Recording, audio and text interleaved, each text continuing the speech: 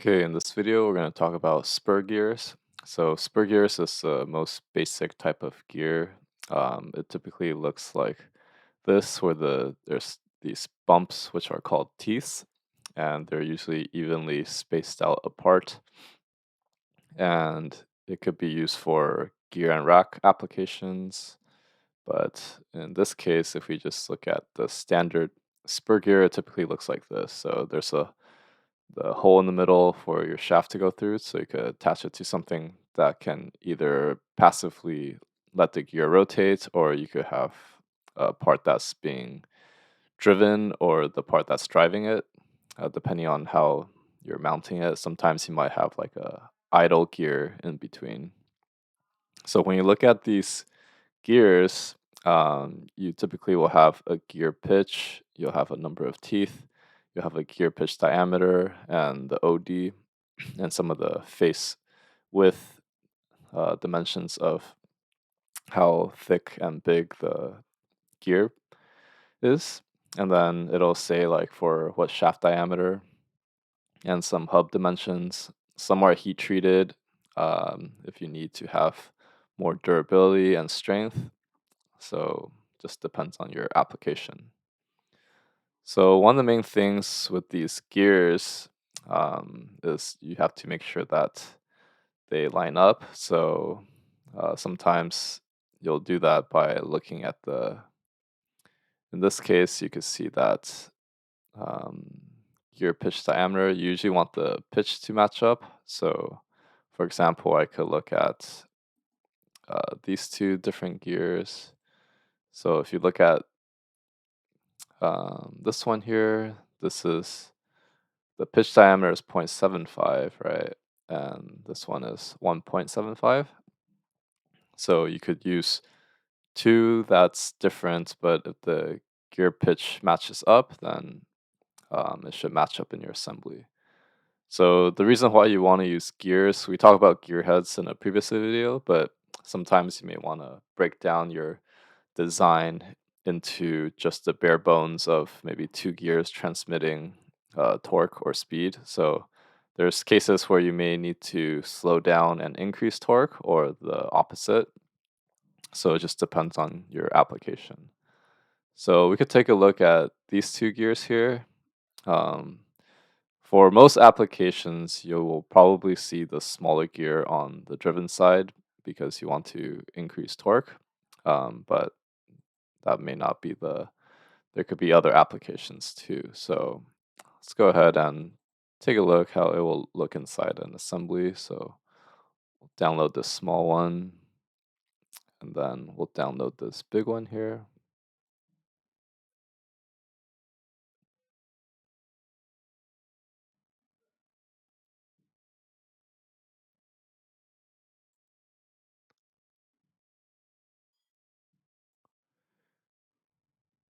Okay, so it's waiting to open up.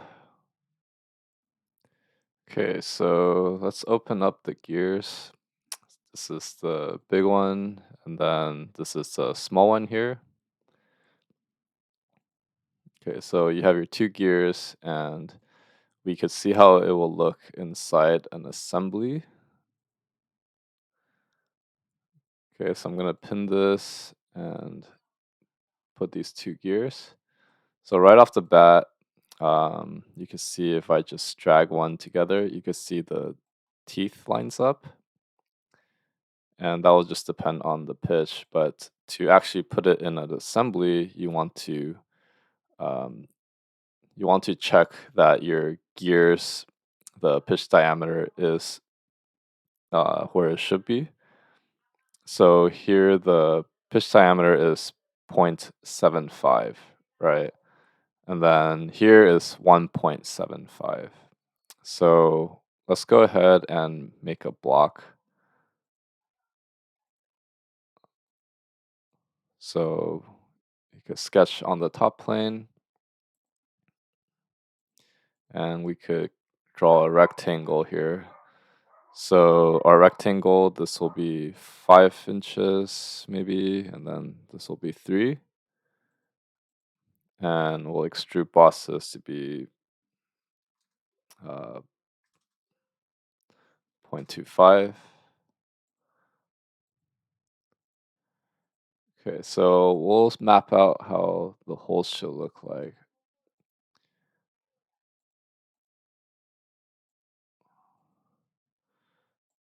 So one of them was 1.75, right? And then the other is 0.75.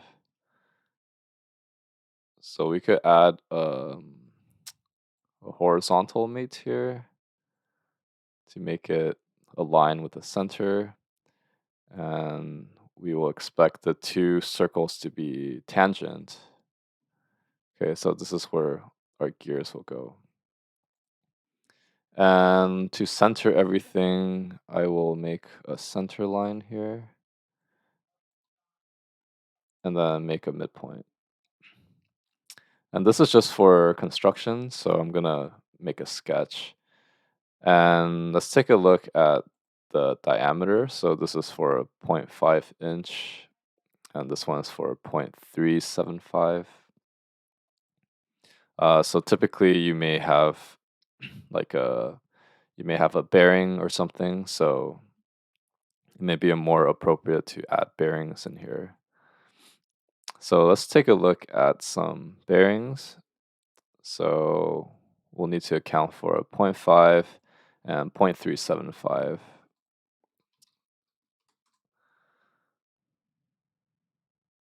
So let's see, we have for shaft diameter 0.375.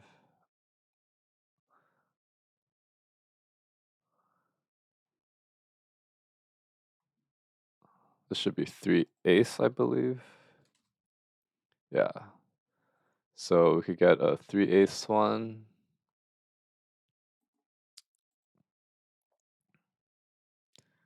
Go ahead and download this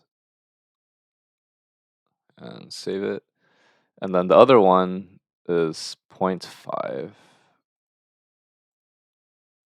So we'll look for a half. We'll download this one.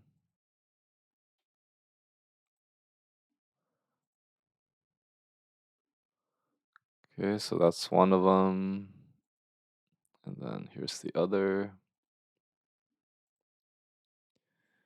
Okay, so we may press these bearings in. We're not going to worry too much about it right now. So for the big one, the half inch, the OD is 1.125. So let's do. I'm not going to use whole width right now. 1.125. So we could extrude cut this.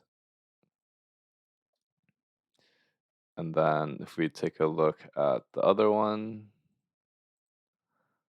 this was 1.125. So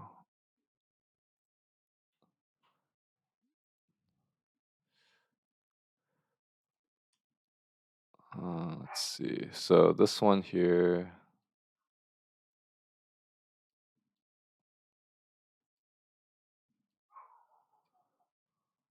the other one is 0.875. So in our main part,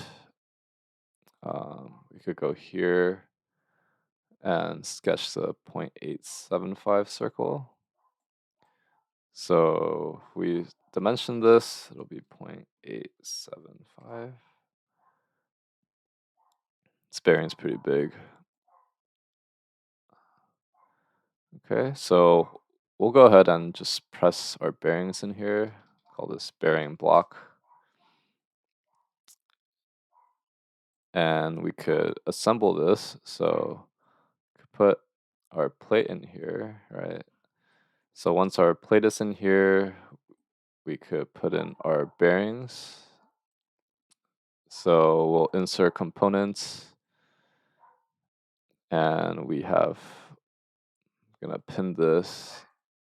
We have one bearing block, and then our second bearing block.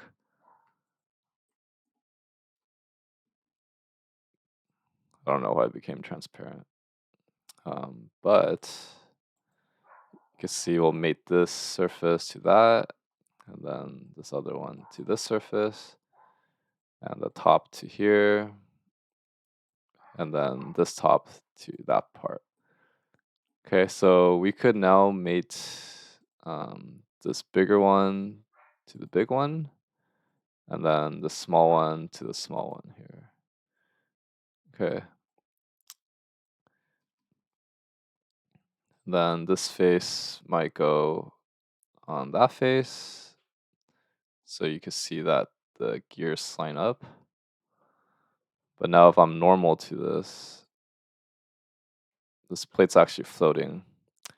Typically, you'll need some sort of spacing so that the the gear is resting on the inner race of the bearing. So we'll go ahead and choose something that will work. So if we measure this, if I measure that distance to this part, we could go with something like point 1 inch is good. So we'll actually make a custom part for this one because it may be hard to find the exact dimension. But this is, you might see terms like washers or spacers typically. So we'll make sure that this has an ID of 0.375 and an OD of 0.5.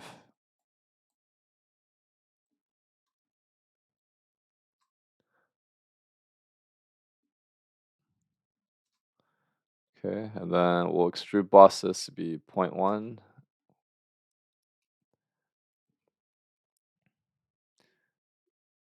Okay, we'll say small gear spacer. So with our small gear spacer here, I'm gonna mate this to the circle. Or let's see, I think it's fixed, so let me float this. I'm gonna fix this plate for now and float this gear. So if I mate this to this, okay. Now sometimes things get transparent and it's trapped. So one way around it is I can isolate. I'm just gonna drag it out. And then I can now select it. So I'll click that surface and mate it to here. And then this other surface will go in here.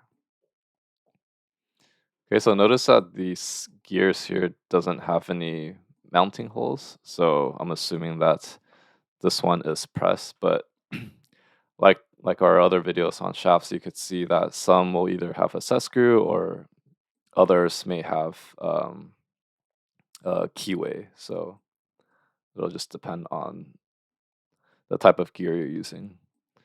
So if I measure this to this surface, this is a 0.038.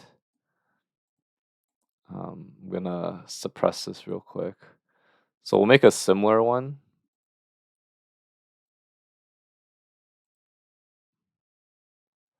And if I sketch on the top,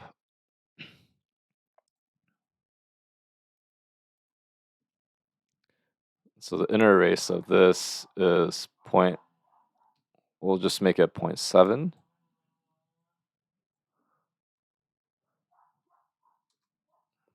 And then the inside is 0.5.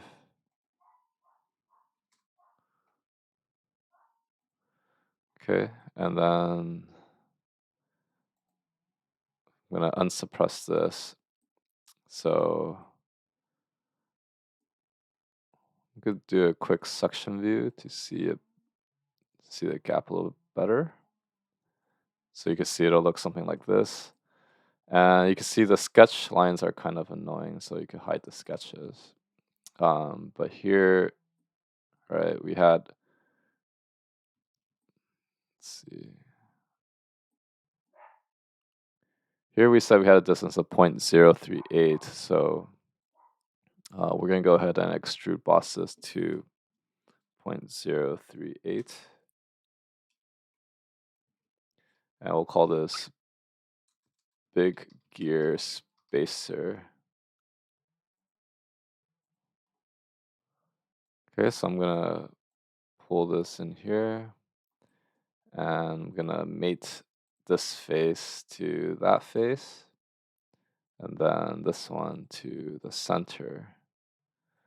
Okay, so now if I look at the section view, go tell you why we went through all that trouble, but you can see now that the gear is going to be riding on the bearing, and then this one will also be riding on the bearing. So um, the washer or spacer in between will allow the gear to be spinning on the inner race. Okay, so now we have our gear assembly. We will want to mesh it up. So we were looking at the gears earlier, and this is 0.75 and 1.75. So if we go to our special mates, we could mate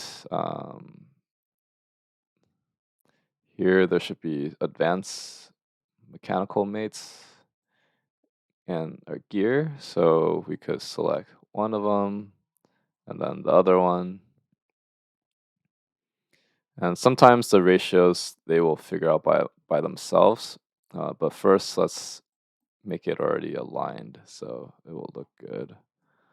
But if I go to mate again, I could see. So another way too is you could look at the ratio. So this one has 35 teeth, and then the other one has 15. So I could do 15 to 35. That's another option.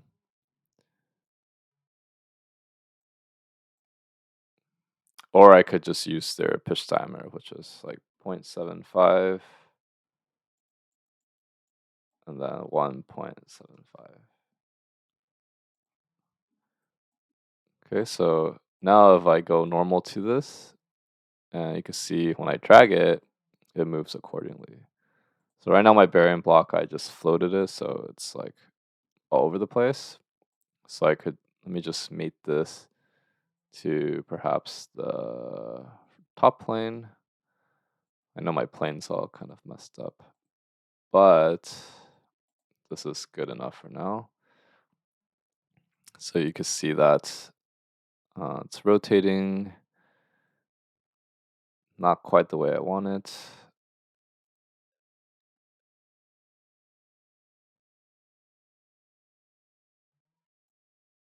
Let's try the 15,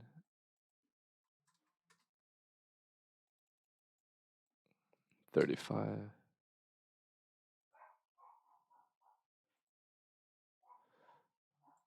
Let's suppress this real quick to line it up again.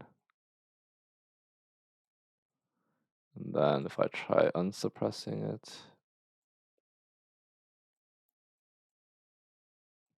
okay, so now you can see it's good.